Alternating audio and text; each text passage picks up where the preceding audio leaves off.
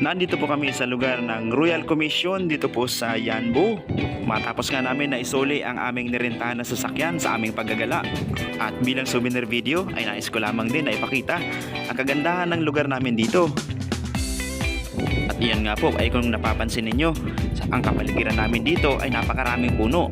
At isa na nga po sa mga dahilan kung bakit tahimik dito. Kita nyo naman at walang katao-tao. Ngayon nga po ay alas 5 na ng hapon at lulubog na ang haring araw sa Naco pa roon. Ano na nga palang lugar ito? Ito nga po ay Royal Commission. Ito po talagang pangalan nito. Kaya ganoon.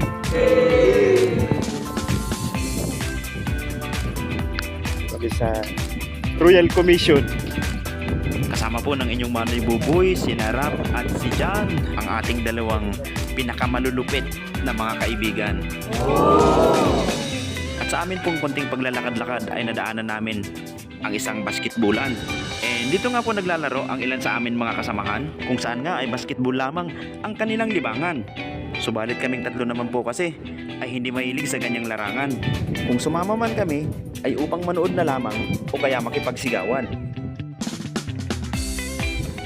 Ilang minuto ang lumipas at sinundo na po kami ng aming company service. Pansinin nyo ang kapaligiran. Diba talaga namang fresh na fresh, maaliwalas na lugar at malinis. Sapagkat nga po napakalawak pa ng kalupaan dito, ay talagang hindi sila nagtitipid sa mga espasyo. Kahit nga kakaunti lamang ang mga sasakyan na dumadaan dito, malawak pa rin ang mga kalsada na ginawa nila dito. Kung kaya talaga namang sa driver ay napakasarap magmaneho. At kung ikaw naman ay commuter o kaya pasahero, ay siguradong matutuwa ka rin dito. Ang biyahe ay dire-diretso, parang ang kalsada ay pagmamay-ari mo.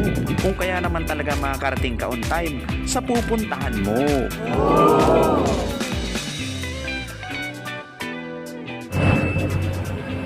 Nat na nat. Trabaho nga lang. Kapili, tinataga yun na yan. Sobrang tigas nung nakabalot sa kanya. Yung wala ito po sa Ito na po yung kalsada na pauwi dun sa aming accommodation. Nandito na nga po kami sa main highway at nakalabas na kami ng Royal Commission. Mga kulang-kulang na lang 10 minuto ang biyahe namin at makakarating na po kami doon. Ang tulay naman pong iyan ay ang kalsada at daanan kung papaalis ka na ng Yanbu.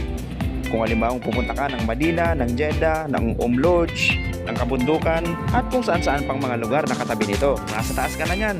Ang sasabihin mo na ay, paalam Yanbu. Malapit na po kami at maraming salamat sa panunood nyo.